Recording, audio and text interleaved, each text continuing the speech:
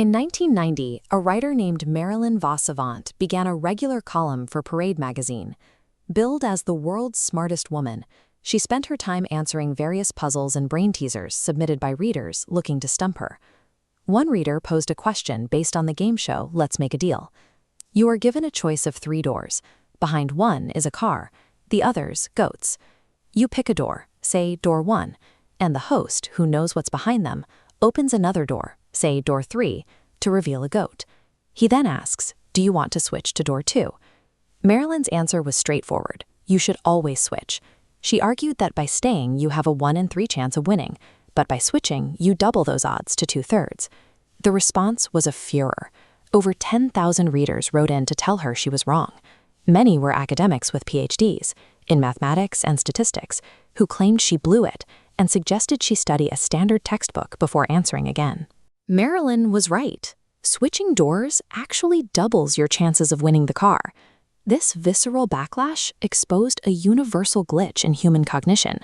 Even Paul Erdos, one of the most brilliant mathematicians of the 20th century, rejected the correct answer until a computer simulation proved the advantage of switching. Our brains are not wired to solve probability problems. They're wired for causal problems. We look for a story of cause and effect to explain the world, and when that logic clashes with the math, we experience a cognitive illusion. This causal diagram maps the hidden rules. The top points are independent events. Your choice and the car's location have no connection, but the bottom node, the open door, is influenced by both, forcing a different choice.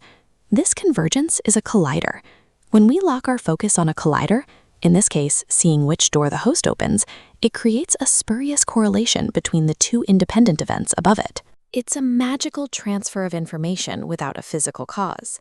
This isn't a trick of mental telepathy.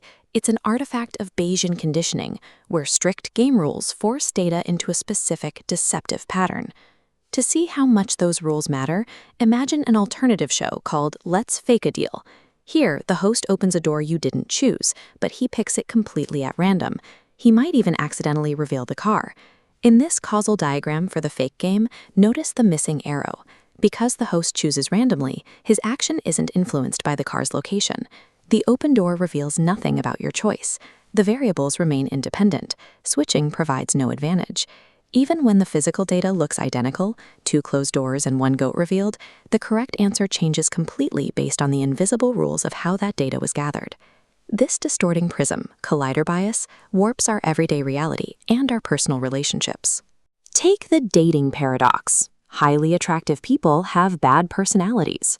Normally, these traits are scattered randomly across a graph, but your dating life has a filter. You won't date someone mean and unattractive. That group is censored.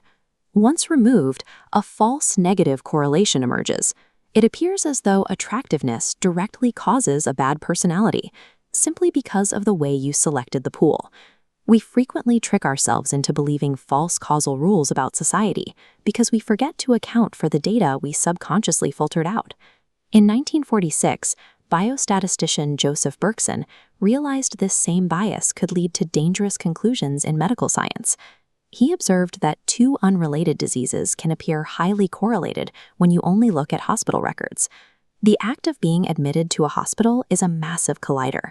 If either disease leads to admission, the hospital environment itself distorts the relationship between them.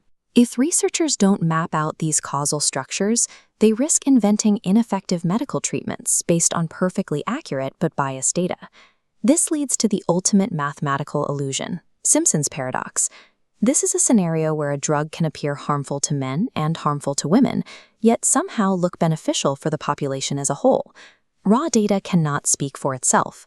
While we often believe that numbers don't lie, the truth is that without a causal lens to see the invisible filters, the data will always remain a mystery, hidden in plain sight.